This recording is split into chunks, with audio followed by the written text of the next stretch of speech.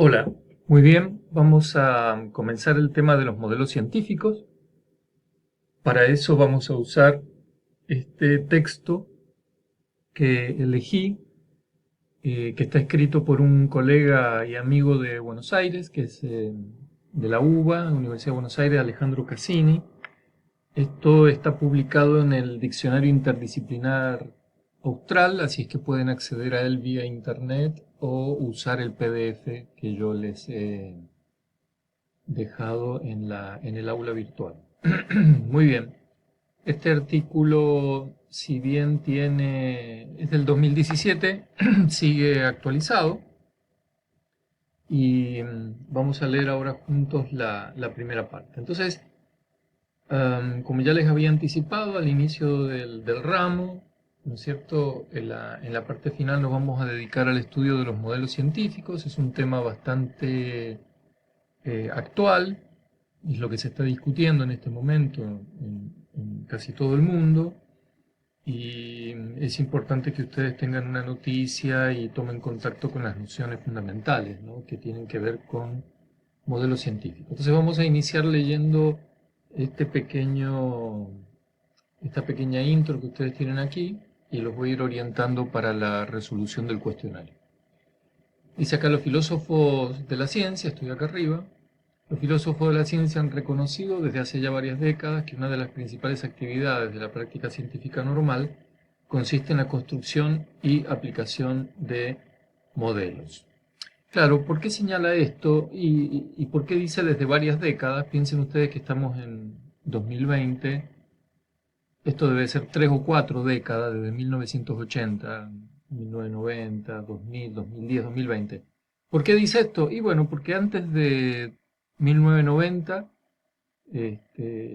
no se reconocía esto, no era así, de hecho, ¿no? De que el trabajo científico normal consistiera en la construcción y aplicación de modelos, ¿no?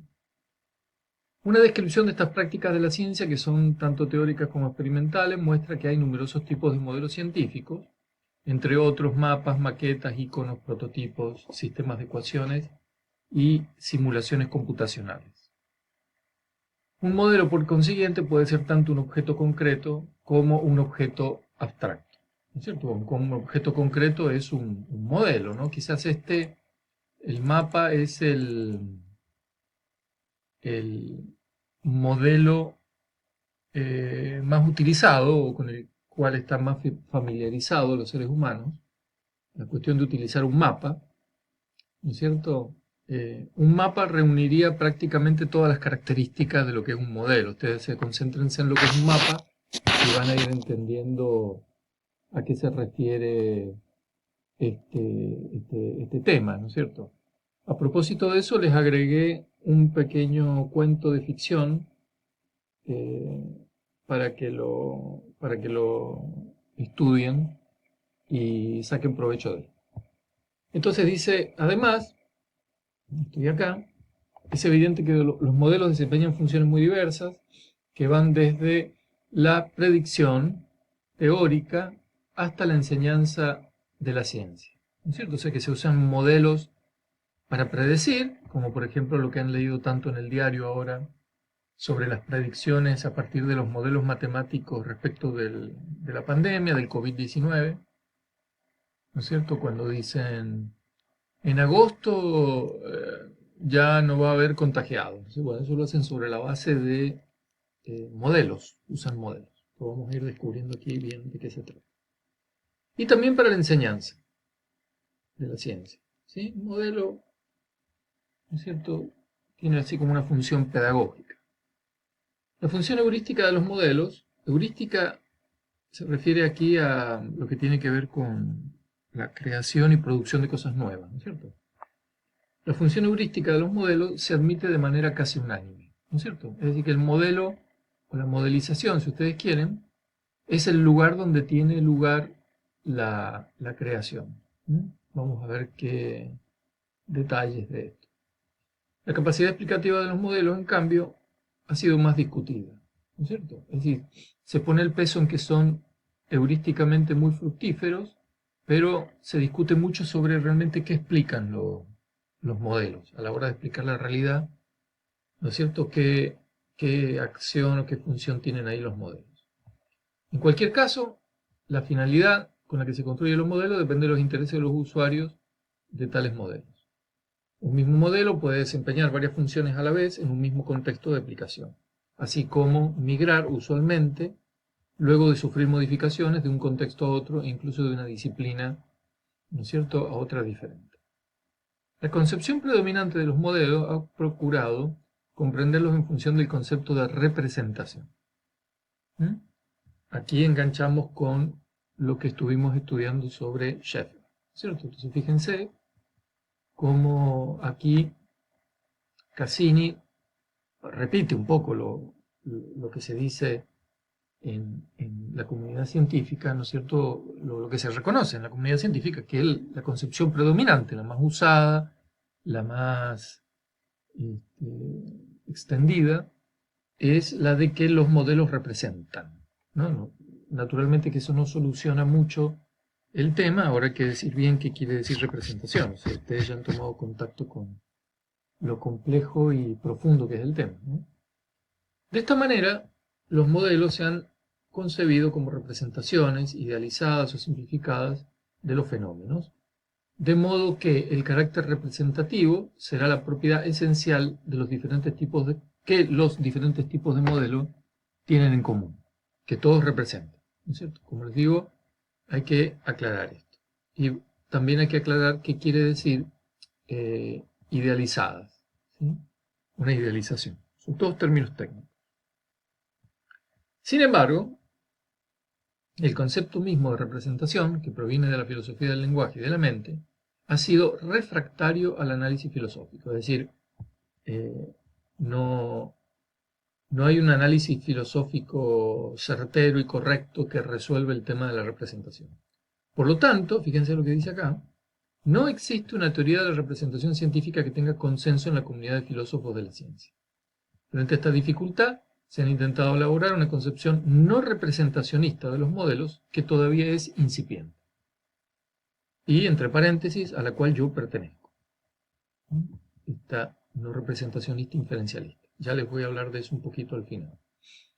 Entonces, ven ustedes cómo en 2017 todavía no hay una teoría de la representación que tenga consenso, y es un tema bastante refractario al análisis filosófico. Es decir, en nuestros días, mírenlo ustedes ahora desde la perspectiva histórica o profunda que propone Sheffer, desde Platón a 2020, todavía sigue siendo un tema espinoso, difícil de resolver, si es que alguna vez se va a resolver, ¿no? Dicen que solamente hay problemas cuando se tienen las soluciones, ¿no? Si no hay soluciones, entonces no es un problema. Entonces, esto no sería un problema, sino que hay que posicionarse frente a la noción de representación. Unos eligen una cosa y otros eligen otra. Bueno, ese sería un modo de entenderlo. Bueno, muy bien. Este es el panorama. Los términos principales son aquí, como verán ustedes, ciencia, modelo, representación. Esas son las tres nociones fundamentales. Ciencia, modelo, representación. A partir del punto 1, el título Los modelos en la filosofía de la ciencia, el artículo toma un punto de vista más histórico y presenta en términos generales los dos períodos más significativos respecto de modelos. Ustedes después en el cuestionario yo les pido que hagan un cuadro que sintetice un poco las ideas de estos periodos. Vamos a leer algunas partes acá. Estoy aquí. La filosofía de la ciencia como disciplina autónoma se origina en la década del 30, es decir, hace 100 años, y se propone como una de sus tareas principales elucidar la noción de teoría. Fíjense ustedes cómo aquí entra un nuevo término, que es el término con el cual se contrasta este tema, que es el término teoría. Entonces los periodos son dos, uno es 1930-1970, y el otro periodo es de 1970 a nuestros días. Esos son los dos periodos que yo les voy a pedir que eh, completen el cuestionario. ¿Ven? En el cuestionario punto 7 les digo aquí denominación del periodo, del 30 al 70 y las características.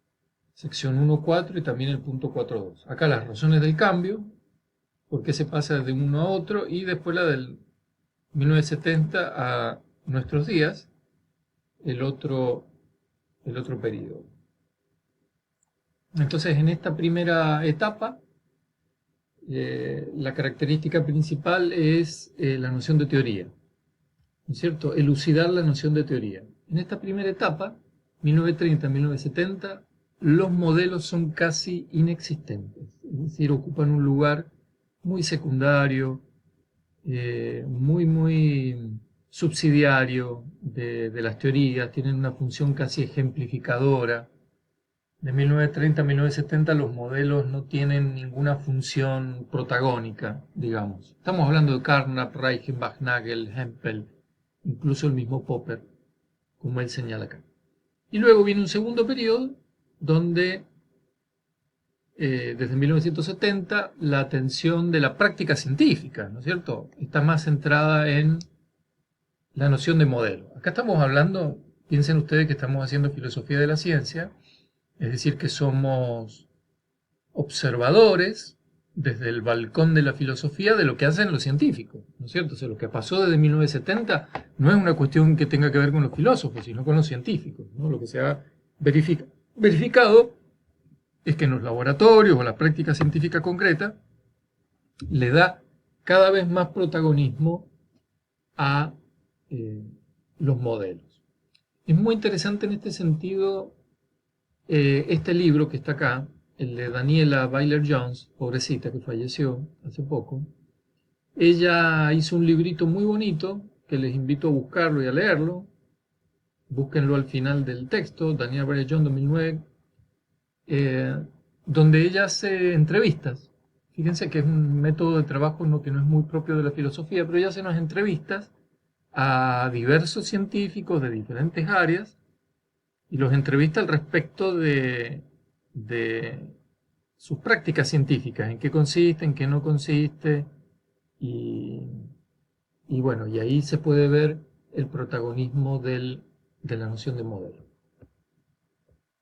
Leamos entonces acá, dice, estoy en la página 2, el cambio en el enfoque de los filósofos de la ciencia durante la década de 1970 se debe a dos razones principales. La primera es el surgimiento de la concepción semántica o modelo teorética de la teoría científica como alternativa a la concepción clásica, que había sido elaborada desde la década del 30 y todavía se encontraba vigente. De acuerdo con la concepción semántica, es decir, la que viene después de 1970, una teoría no es un conjunto de oraciones lógicamente cerrado, sino una colección de modelos. Entonces acá tienen las dos definiciones generales, la del primer periodo, 1930-1970, ¿no es cierto?, que es una teoría y un conjunto de oraciones lógicamente cerrado. Esto quiere decir que aquí hay un sistema axiomático, en el cual, en el punto 4.2, fíjense, ahora estamos en el 1, en el 4.2 hay un detalle preciso de esto, ¿no es cierto? Por eso el cuadro este que les mostré recién, les pido que lo hagan cuando hayan leído todo esto.